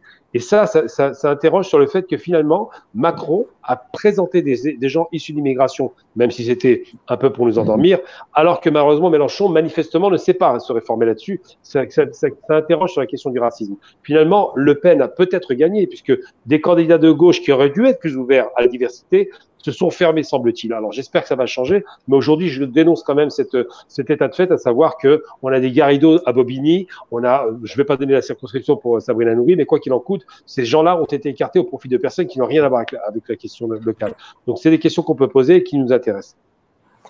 Merci Gamal Abina. Dernier volet, on va évoquer avec vous. Donc, que fera Emmanuel Macron demain? Comment doit-il agir? Commencer par le pouvoir d'achat. Juste vous donner 2-3 exemples et vous avez la parole. Bien évidemment, il va continuer cette baisse des 18 centimes litre de carburant, le gel des prix notamment sur le gaz et l'électricité. Il y a ce chèque énergie. Il souhaite mettre en place un chèque alimentaire. Voilà ce qu'il prévoit. Le gros chantier, c'est les retraites. Actuellement, sachez que c'est en 2022, c'est 62 ans, 64 ans en 28 et d'ici 31, on passera à 65 ans, sachant que ce matin, Bruno Le Maire, chez nos confrères de France Info, disait qu'il ne garantissait pas le fait que le gouvernement fasse appel au 49.3. Vous savez, c'est un amendement qui permet de faire passer une loi coûte que coûte. Voilà, il a aussi pour ambition de faire passer les pensions retraite de 980 à 1100 euros. Et juste une information, sachez qu'aujourd'hui, que le pays est endetté à hauteur de 113% du PIB, du produit intérieur brut, soit 2834 milliards d'euros. Akli Melouli, ce président a un bilan, il vient de passer un quinquennat, il a écouté les Français, il a pris note. Que fera-t-il demain? Est-ce que selon vous, il a pris note, il est conscient, que fera-t-il demain? Est-ce qu'il sera à la hauteur de faire en sorte que les Français vivent bien, vivent heureux comme ils le disent, et puis aussi, comme il l'a évoqué, le fait de s'ouvrir aux autres partis et de travailler avec eux? Alors, j'espère qu'il a entendu le message. En fait, est-ce qu'il a une autre alternative? La question, c'est que ce sera son dernier mandat, donc il ne pourra pas se représenter, c'est dans la Constitution. Donc, est-ce qu'il va descendre effectivement un peu pour entendre et ne pas faire du en même temps, parce que c'est quand même celui qui a supprimé l'ISF, c'est juste des phases symboliques, mais c'était quand même une rentrée financière qui a diminué les APL. Vous savez, les APL, tous les gens du Trésor l'ont demandé à tous les présidents. Tous les présidents qui sont passés sous la Ve République, on leur a demandé de baisser les APL de 5 € comme il l'a fait. C'est le seul qui a accepté. Les autres ont tous refusé. C'est le seul qui a accepté. Donc, à un moment donné, est-ce qu'il va écouter le Trésor ou est-ce qu'il va écouter le peuple? C'est la vraie question. Parce que vous savez qu'à Bercy, en fait, les gens ne le savent pas, mais c'est le Trésor, en fait, qui souvent arbitre. Comme le crédit à impôt compétitivité qu'avait voulu faire Hollande, l'arbitrage s'est fait et ça a été dans le sens du Trésor. C'est une des erreurs du quinquennat Hollande. Il y en a d'autres. Le problème, c'est que les gens aussi oublient que la gauche, quand elle a été au pouvoir, toutes les innovations, la Sécu, la SA, la CMU, enfin tout ça, les 35 heures, les 39 heures avant, tout ça, ça a été fait par la gauche. Et ça, les gens l'oublient. Et on garde que les trains qui n'arrivent pas à l'heure, mais on oublie de parler des trains qui arrivent à l'heure, qui sont beaucoup plus nombreux. Et on peut reprendre l'histoire et vous verrez que ce que je dis est vérifiable. C'est pas que des mots. Et donc, je crois que soit le président a entendu et qui change de méthode, parce qu'il faut un vrai changement de méthode, parce que la façon dont il a traité les gilets jaunes, on peut plus, ça peut plus être fait, et qui rentre dans une ère de dialogue social, et donc on évite le 49.3, parce que sur les retraites, quand on disait on va augmenter tel, vous savez que la classe 66, là, ceux qui sont nés en 66 et qui vont partir en retraite, ils sont impactés 2 ans avec cette nouvelle loi.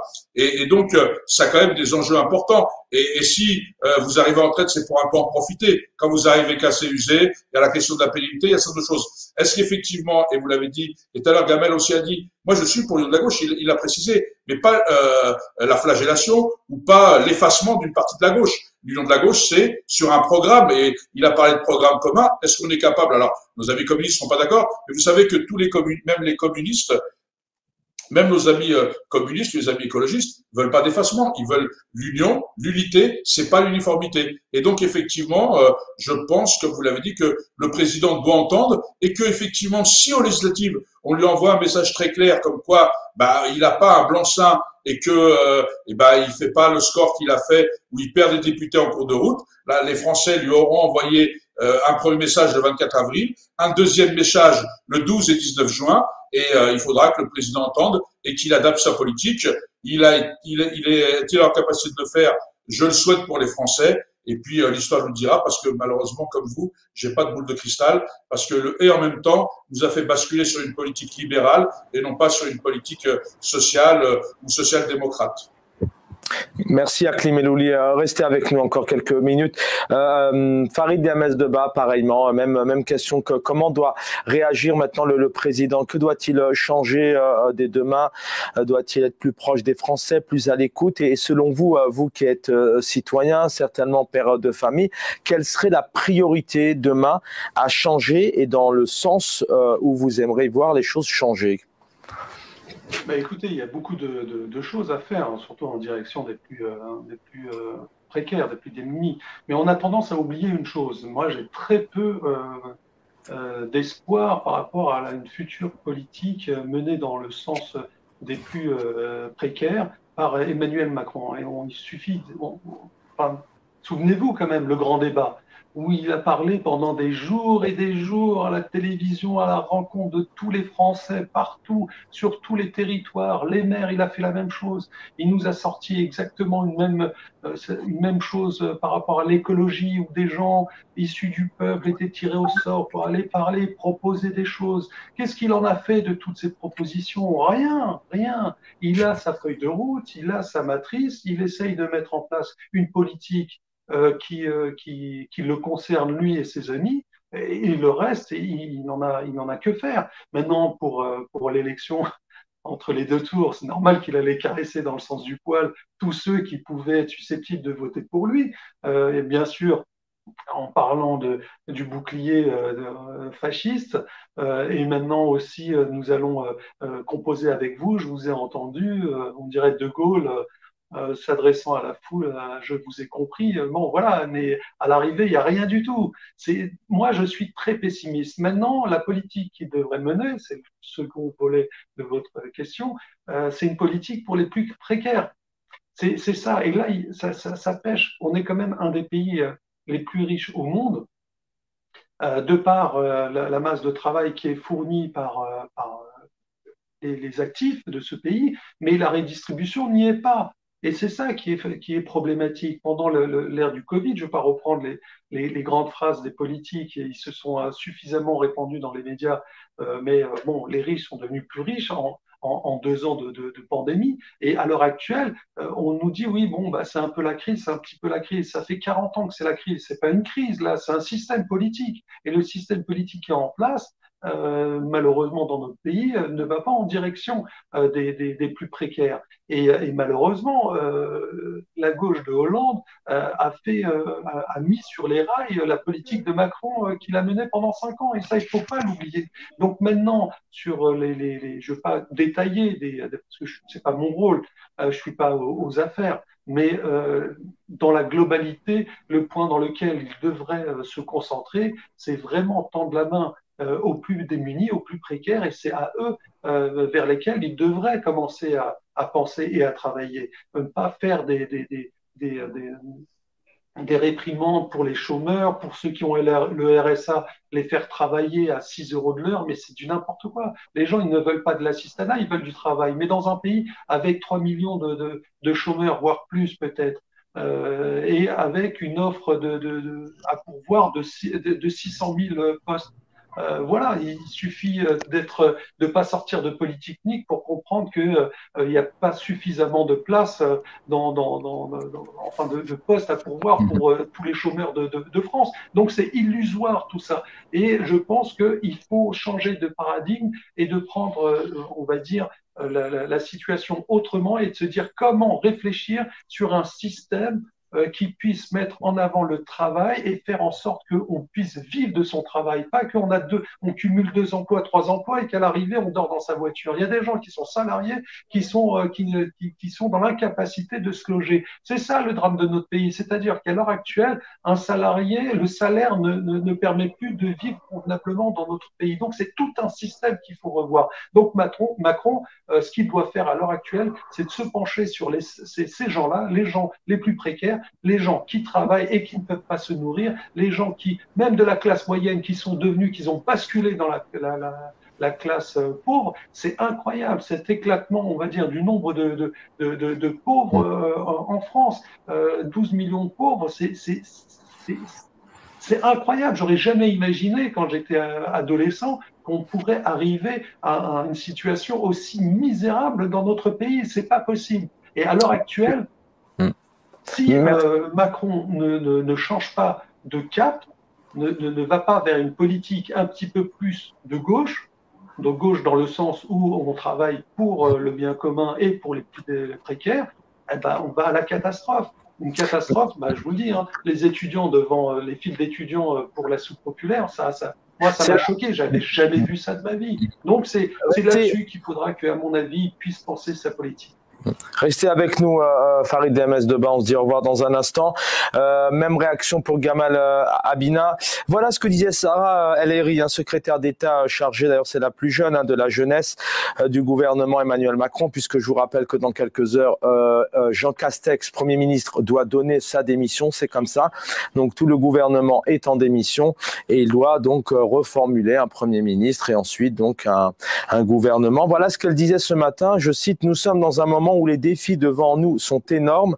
Il faut réduire les fractures entre les territoires et les générations, faire que l'école redonne le goût à la démocratie. Cela sera la priorité des 5 prochaines années. Il faut aller chercher l'unité. Gamal Abina, quand vous entendez aussi le président Macron, puis son gouvernement s'exprimer dans ce sens, pour vous, c'est positif, vous êtes optimiste, vous êtes vous êtes aujourd'hui, vous attendez à de belles années sur ce quinquennat? Absolument pas. D'abord parce qu'effectivement, si bien l'avoir souligné, il y a une crise qui arrive, qui est très violente. Alors c'est bien, c'est un peu technique, mais les gens doivent comprendre que la crise alimentaire, la crise de l'huile par exemple, qui est une spéculation et non pas une crise de l'huile, il n'y a pas de problème aujourd'hui d'approvisionnement, risque d'arriver après la guerre en Ukraine, puisque c'est des livraisons d'une année sur l'autre qui se font, et il y a un décalage qui est au minimum de 6 mois. Donc quand elle dit ça, elle dit beaucoup de bêtises, cette jeune femme. On ne doit pas l'écouter, on ne doit pas la croire. Tout comme Macron, il a tout intérêt à tout promettre aujourd'hui parce qu'il sait qu'il a 2 mois devant lui d'incertitude. Il ne peut pas se permettre d'être radical comme il a été. Donc il va ouvrir, il va être sympathique, il va défendre les femmes voilées en disant qu'il est démocrate, il va défendre l'immigration, il va dire qu'on va aider les pauvres. Alors, il ne faut pas tout jeter. Macron a fait des choses quelquefois positives malgré tout, mais dans l'ensemble, malheureusement, la perception était très négative. Donc je ne crois pas à une seule des promesses qui vont être faites parce que seuls ceux qui veulent y croire vont tomber dans le panneau. Je ne crois qu'aux actes. Et les actes, c'est quoi? C'est avec qui il va devoir composer ce gouvernement. S'il a une majorité à droite, garantie, on aura un système extrêmement dur parce qu'il va tout faire pour réduire cette fameuse dette qui est à 113% maintenant, c'est monumental, de 2800 milliards. C'est un dépôt de bilan pour une entreprise, puisque une entreprise qui est endettée à plus de 50%, elle dépose son bilan. La France étant une entreprise nationale, vous imaginez. Mais on ne peut pas le croire parce qu'effectivement, il va tout promettre alors qu'il ne tient pas grand-chose. Il avait promis à sa première mandature en 2015 qu'il réduirait la misère dans les banlieues. Ça n'est pas arrivé. Qu'il y aurait le plan d'emploi, ça n'est pas arrivé parce qu'il n'en a pas les leviers. Macron est là pour gérer les grands comptes de l'État et ne s'occupe pas des petits problèmes locaux. Ça n'est pas son travail. Il n'a pas été mandaté pour ça. Il a été mandaté parce que les grands argentiers internationaux ont besoin que la France continue à payer alors qu'elle a été dégradée. Sa note, bon, c'est compliqué quand c'est l'économie, mais sa note dans les agences internationales a été dégradée 2 fois. C'est un pays qui est considéré comme étant de moins en moins bon payeur. Aujourd'hui, on ne paye que l'intérêt de la dette, on ne paye plus le capital.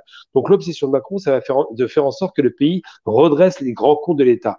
Et s'il y parvient, il y parviendra sans doute, mais en tapant sur les petits, parce que ce sont les petits ruisseaux qui font les grandes rivières. Si vous voulez de l'argent, il faut chercher là où il y en a. Donc là où il y a le plus de pauvres. Donc j'attends pas de miracle. Par contre, si effectivement il est obligé de cohabiter, là, il va complètement changer sa politique parce qu'il sera obligé de composer avec le ministre de l'Intérieur qui sera un ministre de gauche, peut-être, on ne sait pas. Et ce ministre-là va lui dicter une conduite des affaires intérieures qu'il sera obligé d'appliquer. Le président étant surtout chargé des affaires extérieures. C'est comme ça que c'est fait la 5e République et le Premier ministre fait le travail intérieur.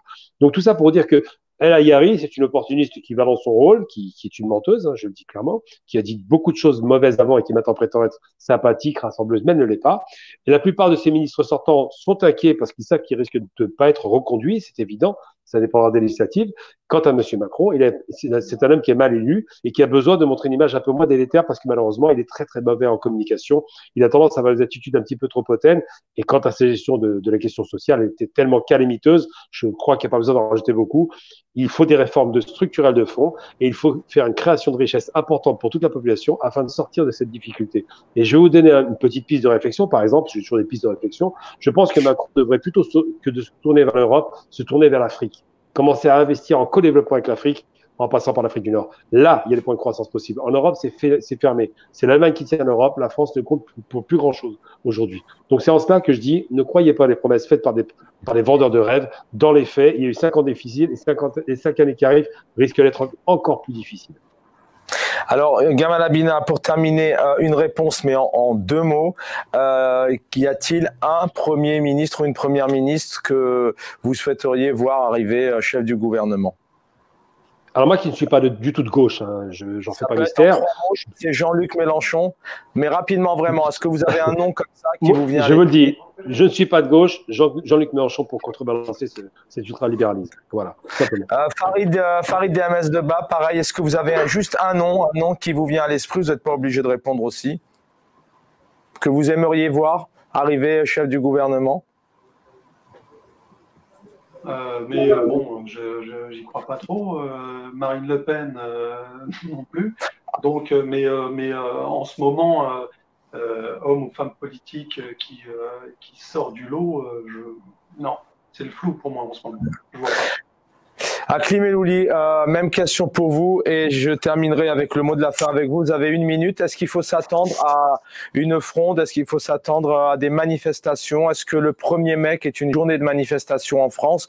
Doit-on s'attendre justement à un peuple qui sort dans la rue peut-être pour une fois en nombre, puisqu'on sait que sur les années précédentes, en sortant de la Covid, le 1er mai a totalement baissé en termes de fréquentation et d'engouement de manifestation.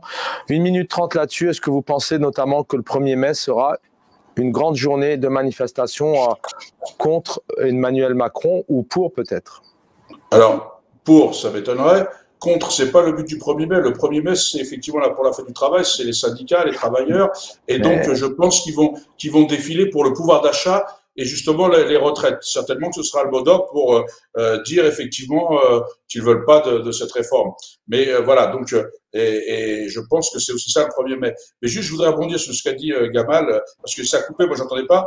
Alors, effectivement, il faudra rapidement, Akli, rapidement, s'il vous plaît. Voilà. Allez-y. Juste sur le plafond de verre. En fait, c'est les discriminations, les trucs, ça concerne tous les partis. Parce que moi, je me suis battu dans le mien et les gens voudraient voir la difficulté chez l'autre. Et donc, effectivement, le président doit aussi répondre à ce plafond de verre qui empêche une partie de la population, que ce soit dans le domaine politique, culturel, social, dans les médias, d'être visible. Et ça, c'est un véritable enjeu. Et l'autre enjeu dont il a soulevé, c'est effectivement, c'est pas que l'Allemagne domine l'Europe. L'Europe est un marché mature. C'est-à-dire qu'aujourd'hui, les gens se battent sur des parts de marché, mais ne peuvent pas les étendre. Et les parts de marché qui ne sont pas matures et qui sont un véritable enjeu, c'est sur l'Afrique. Mais pour ça, il faudrait que la France recrée l'axe Paris-Alger pour effectivement, comme il y a eu l'axe Paris-Berlin pour construire l'Europe, l'axe Paris-Alger pour relancer une économie de la Méditerranée et de l'Afrique qui serait du gagnant-gagnant. Et pour ça, il a les meilleurs ambassadeurs qu'il ait. C'est la diaspora française avec ses origines qui peut être de véritables passerelles. Et ça, il faut qu'ils l'entendent. Ça règle les deux questions, le plafond de verre saute. Et d'un côté, les Français voient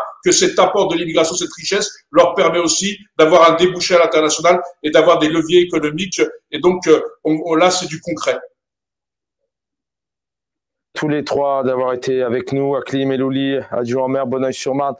Je rappelle, vous êtes membre du Conseil national du Parti socialiste, Farid DMS de Bas, merci, réalisateur, producteur dans le même secteur, ancien élu municipal, Gamal Abina, analyste politique, porte-parole du mouvement des droits civiques. Et en début d'émission, on a eu Eliamine Soum, sociologue, enseignant en relations internationales, présidentielle 2022. On a pris un peu de temps ce soir pour décortiquer cette présidentielle. Macron réélu, mais avec 2 millions de voix, je vous le disais, par rapport à 2017, quand à Marine Le Pen, elle arrive certes en deuxième position, mais c'est un record pour le Front National, le Rassemblement National, avec un tel score sur ces présidentielles. Dina Trabelsi, merci d'avoir réalisé cette émission ce soir. J'aurai le plaisir de vous retrouver demain pour un nouveau numéro L'Actu. Bonne soirée à tous.